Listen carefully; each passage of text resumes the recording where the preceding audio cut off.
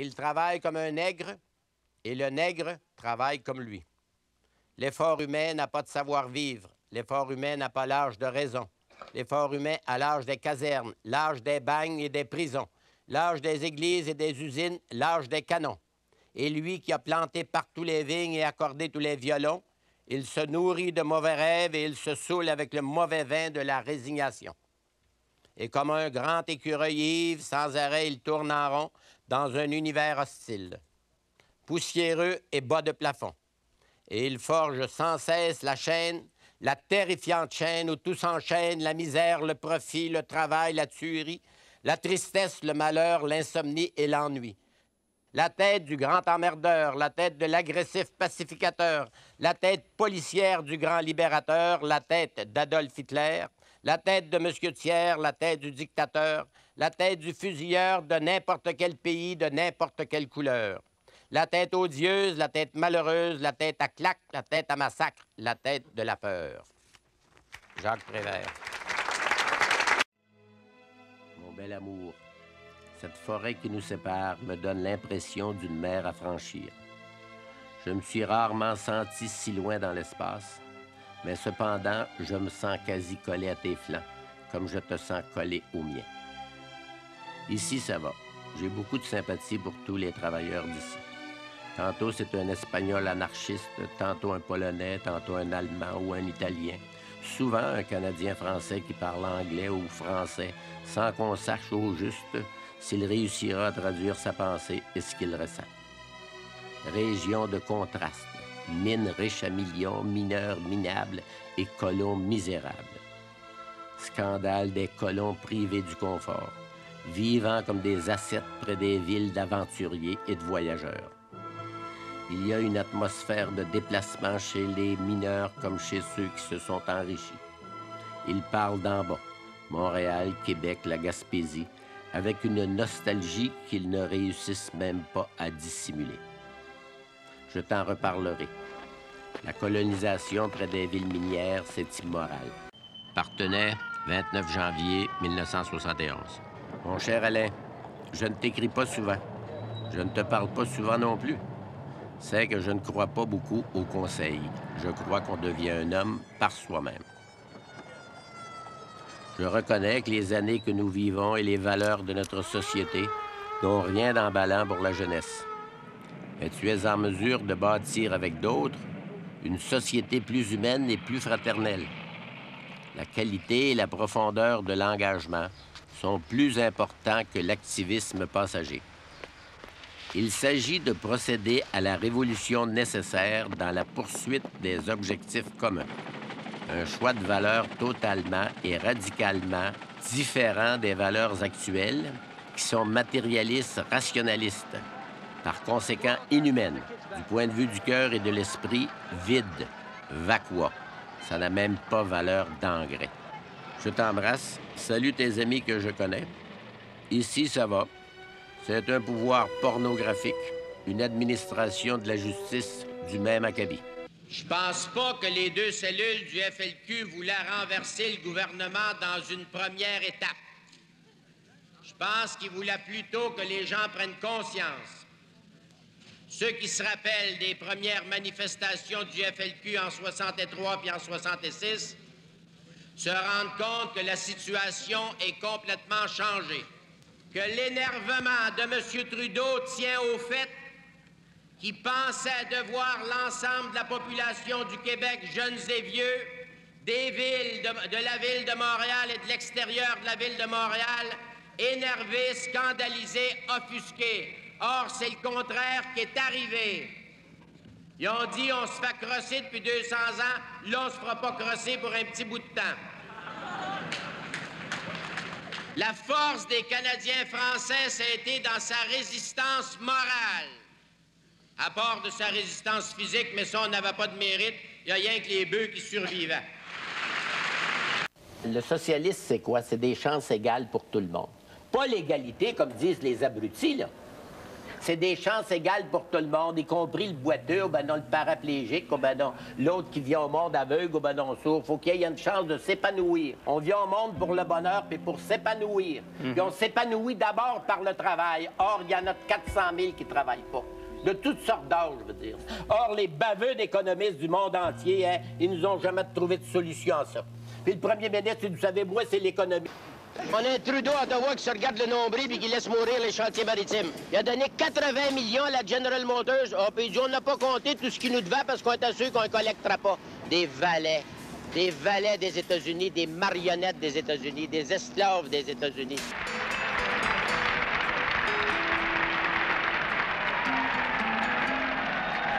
Madame Allende, mes chers amis du Chili, nos frères de la classe ouvrière, c'est aujourd'hui un grand jour dans l'histoire de la classe ouvrière du Québec parce que c'est une des premières fois que nous avons le courage de sortir de notre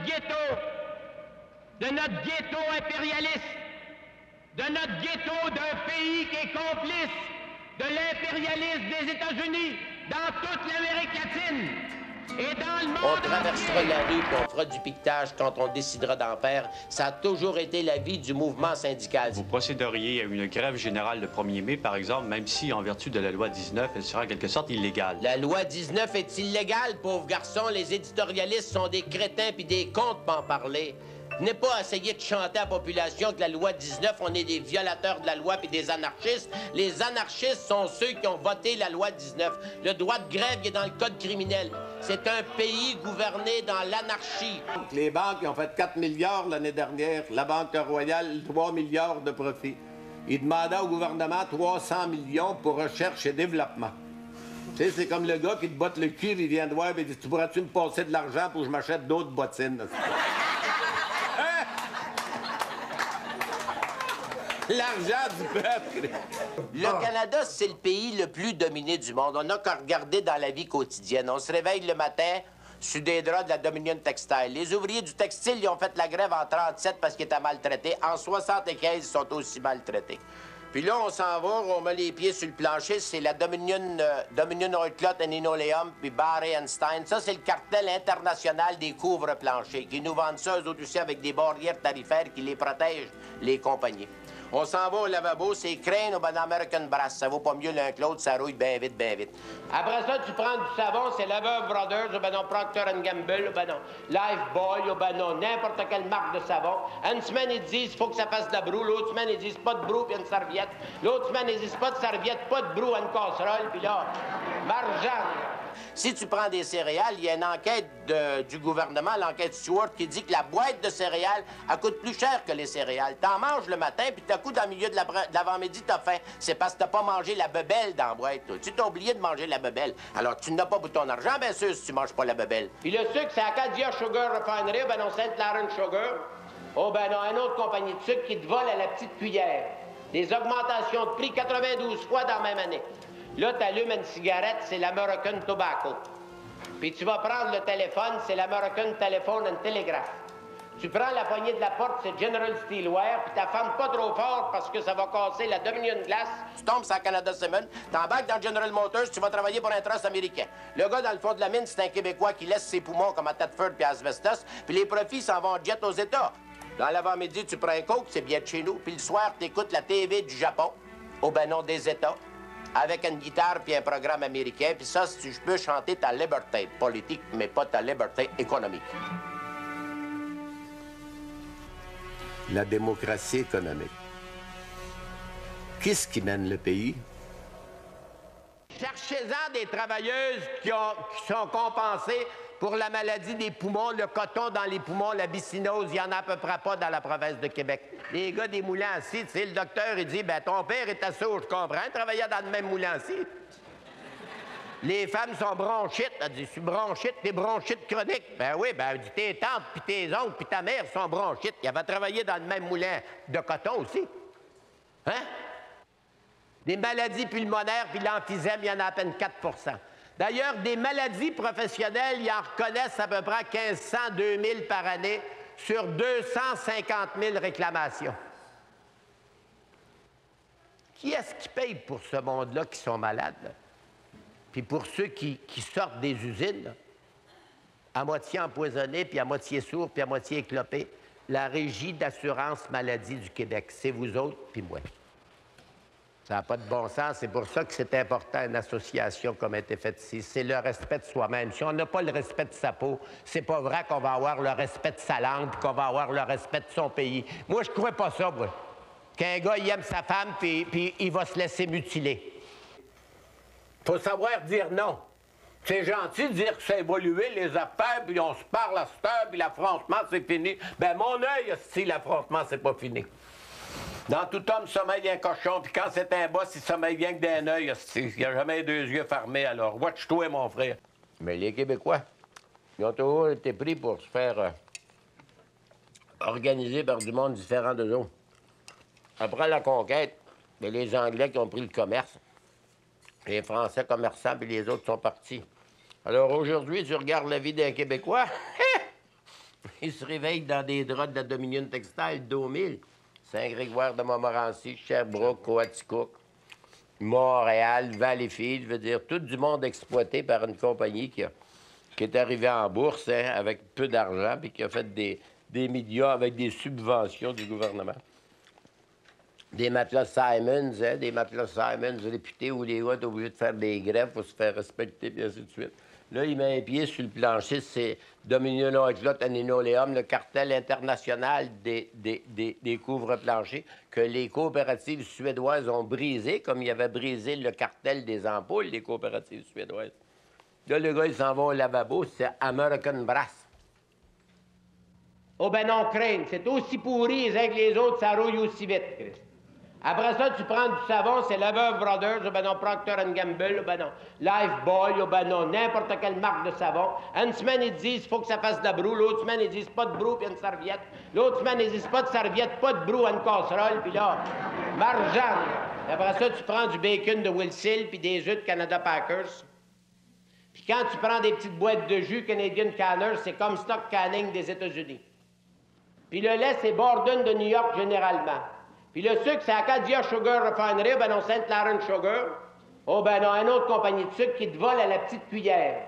Des augmentations de prix 92 fois dans la même année. Les prix pendant les périodes d'inflation, ça monte en ascenseur. Puis les salaires, ça monte par l'escalier, puis des fois, c'est rien qu'une échelle. Là, tu allumes une cigarette, c'est l'American Tobacco. Puis tu vas prendre le téléphone, c'est l'American Telephone and Telegraph. Tu prends la poignée de la porte, c'est General Steelware, puis tu fermes pas trop fort parce que ça va casser la Dominion Glass. T'arrives, c'est à Canada Cement, t'embarques, c'est un char de la General Motors. Puis le soir, il chante sa liberté devant une Sony. Une Sony, c'est bon. À quelles conditions, Michel Chartrand, l'homme moderne peut-il survivre? Une grande question. Ah ben, il n'y a pas à choisir ses conditions. S'il choisit des conditions, c'est parce qu'il est impliqué dans le système. Alors, s'il décide de vivre, à ce moment-là, il n'y a plus de conditions. Vivre en marge? Il risque sa peau. On revient au thème de l'Évangile. Si tu veux vivre, risque ta vie. Puis alors, c'est la même chose sous n'importe quel régime, sous n'importe quelle religion, sous n'importe quel système.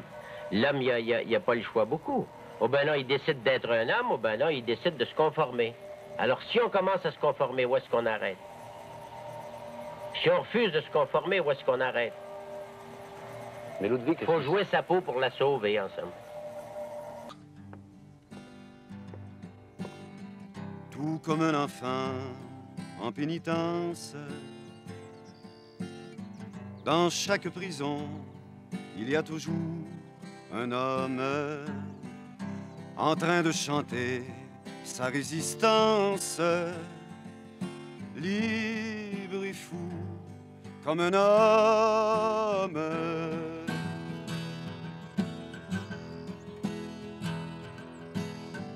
Toi, oh toi, Simone, tu sais qu'on grisonne d'être un peu fou. Toi, dans mon silence, moi, dans ton absence, je t'aime comme un fou, je t'aime jusqu'au bout. Je t'aime, libre et fou.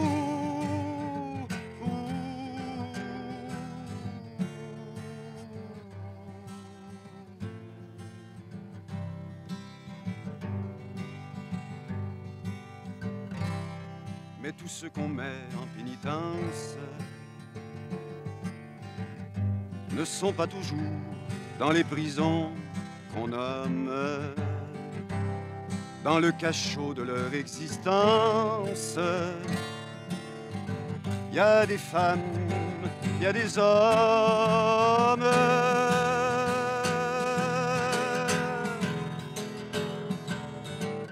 Vous, les patriotes, vous, les Don Quichotte, d'un monde à bout. Vous, mes camarades, vous les manches la marde, je suis avec vous, debout, debout, jusqu'au bout, debout.